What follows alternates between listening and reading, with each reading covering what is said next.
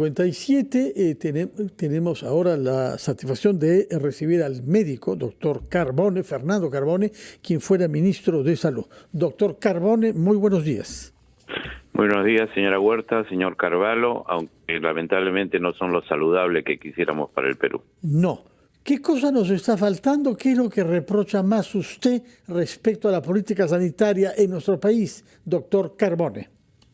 Creo que una demostración de lo que está sucediendo acaba de terminar con ustedes el presidente de la Comisión de Defensa del Consumidor y no ha hablado de los medicamentos genéricos, cuando es un tema que afecta la vida y la salud de 34 millones de habitantes de este país, no solo de los pobres, sino de los que se están empobreciendo.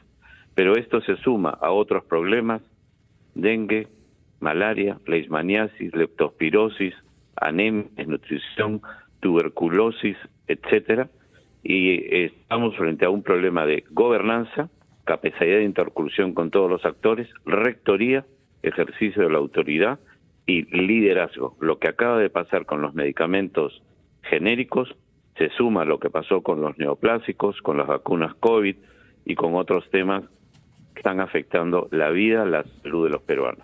El ministro de Salud, César Vázquez, a propósito de los medicamentos genéricos, ha dicho que se ha presentado una propuesta ya de decreto de urgencia para garantizar la provisión de medicamentos genéricos en boticas y farmacias a nivel nacional.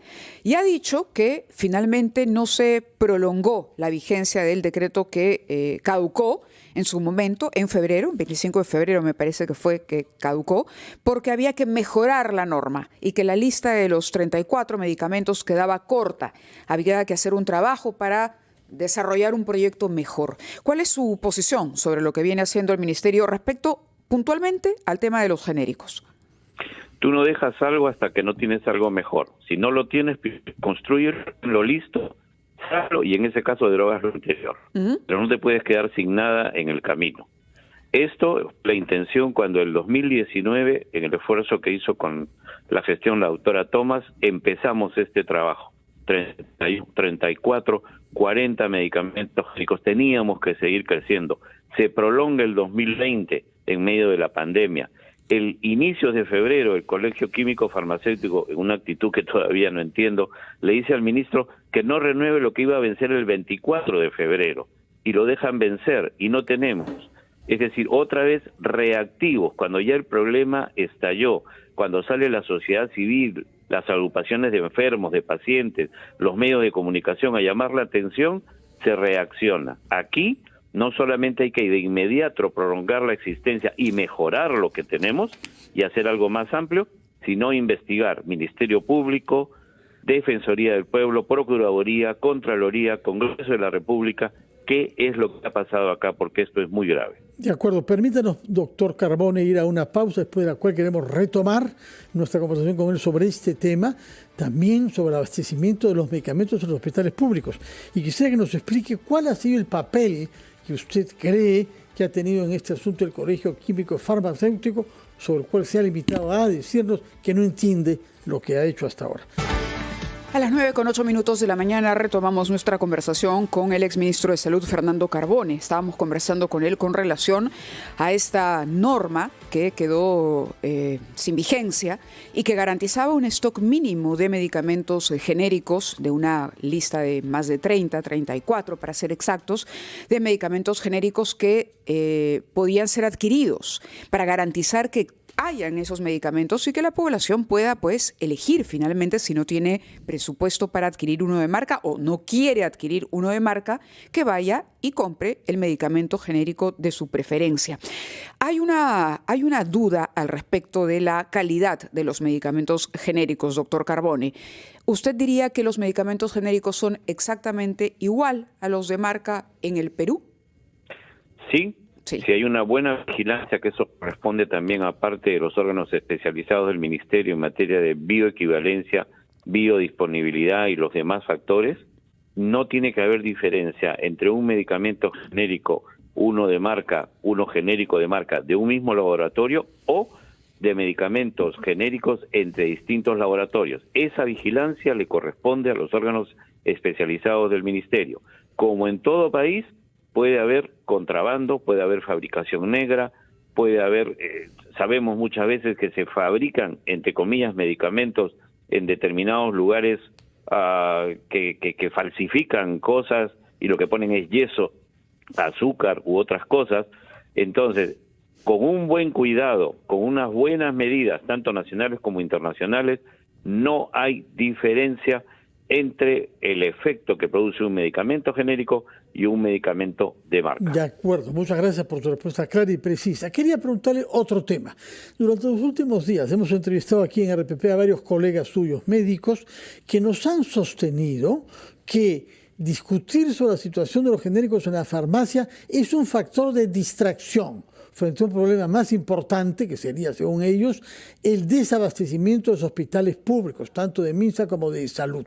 Y dicen que 80% de los medicamentos que se distribuyen en nuestro país proceden de los hospitales públicos. ¿Esto es exacto o no, doctor Carbone? Esa es la proporción, es correcto, pero tenemos todavía dificultades en el sistema para mantener ese stock permanente. Por lo tanto, la posibilidad de encontrar genéricos, que no deberían ser 31, 34, 40, deberían ser todos los que se puedan y que ya al vencer las patentes de la Organización Mundial de Comercio pudieran estar a disponibilidad con la debida vigilancia, como lo ha dicho la señora Huertas, da una posibilidad para que lo que por algún momento no encuentras en el sistema de salud, lo encuentres en el ámbito privado de una forma muy asequible. Acuérdense que el 40% del gasto de bolsillo, hasta el 40%, sigue siendo fundamentalmente en medicamentos y en genéricos.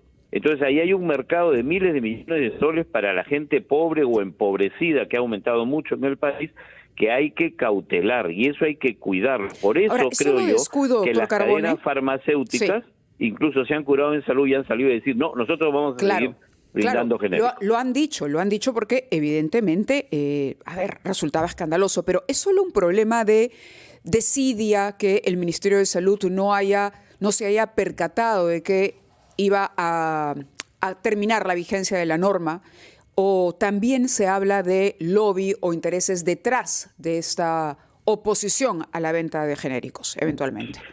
Por eso pido una investigación en lo que compete a cada uno: Congreso, Procuraduría, Contraloría, Fiscalía, porque hay un atentado contra la vida y la salud, Defensoría del Pueblo. Hay que aclarar esto. Allá hay muchos intereses, hay mucho dinero, tenemos que saber, o sea, sabían, les dijeron, algunos abogaron porque no se renueve.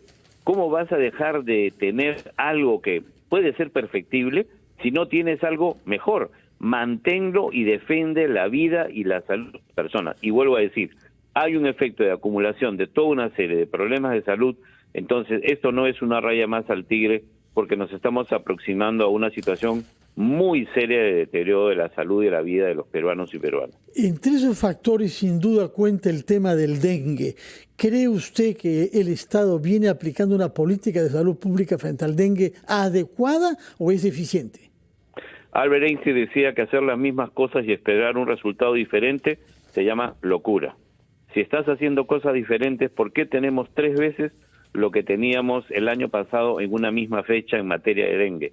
Pero si tienes lo mismo en problemas de leptospirosis, de leishmaniasis, de malaria, de hepatitis, de tuberculosis, de desnutrición, de anemia infantil y otros problemas más, aquí hay un patrón de acumulación. Entonces no es una situación fortuita y algo no está funcionando bien. De acuerdo, doctor Carbone, le agradecemos los minutos que nos ha regalado y el análisis que ha hecho sobre la situación. Muy amable, buenos días. Buenos días a usted. Buenos días.